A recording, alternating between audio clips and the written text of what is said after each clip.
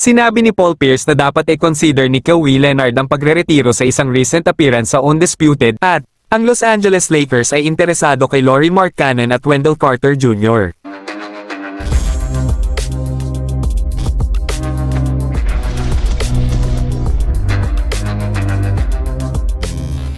Ang Celtics legend na si Paul Pierce ay ginawa ang kanyang latest outlandish take concerning sa NBA star na si Kawhi Leonard sa pagtatapos ng kanyang exit sa Team USA. Hinimok siya ni Pierce na magretiro at stop now para sa kapakanan ng kanyang sariling kalusug. Si Pierce ay former All-Star para sa Celtics na tumulong na manguna sa franchise sa isang championship noong 2008. Ngayon, nagtatrabaho siya bilang isang broadcaster para sa Fox Sports kung saan siya ay madalas na nag-viral para sa kanyang bold takes. Sa case ni Leonard, ang kanyang posisyon dito ay talagang medyo tami kung titingnan mo ang sitwasyon at halos hindi lang siya ang nakakaramdam ng ganito. Sinabi rin ni Stephen A. Smith na dapat magretiro si Kawhi Leonard ng mas maaga noong nakaraang season.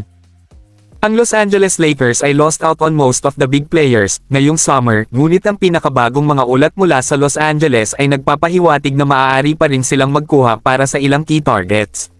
Gaya ng sinabi ng isang executive ng team, kay Sean Deveney ng Heavy Sports, kasama sa listahan sina Lauri Markkanen at Wendell Carter Jr.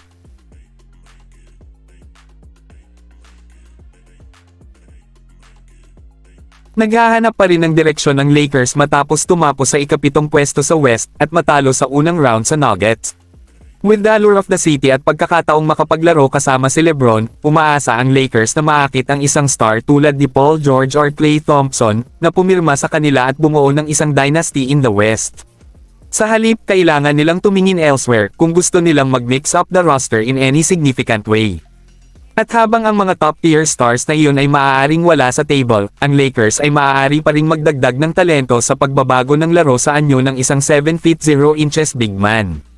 Si Lauri, isang 7 taong NBA veteran, ay magmumula sa kanyang unang All-Star season na may average na 23.2 points, 8.2 rebounds, at 2.0 assists kada laro sa 48% shooting.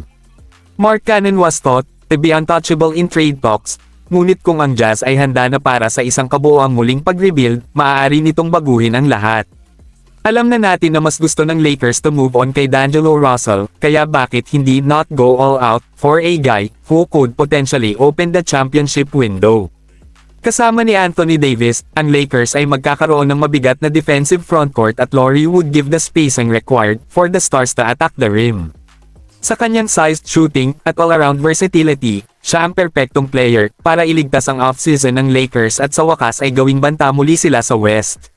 Sa kasamaang palad para sa Lakers, hindi sigurado na available right now si Markkanen, and if the Jazz are even close, they considering trading away the face of their franchise. Ito ang dahilan kung bakit si Wendell Carter Jr. ay naging mas malamang na fallback na option para kay Rob Pelinka.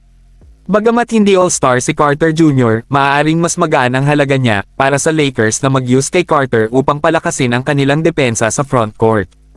Nag-average si Carter Jr. ng 11.0 points, 6.9 rebounds, at 1.7 assists kada laro sa 52.5% shooting para sa Magic noong nakaraang season at sa 25 taong gulang ay maaari pa niyang itaas ang kanyang laro sa isang whole new level.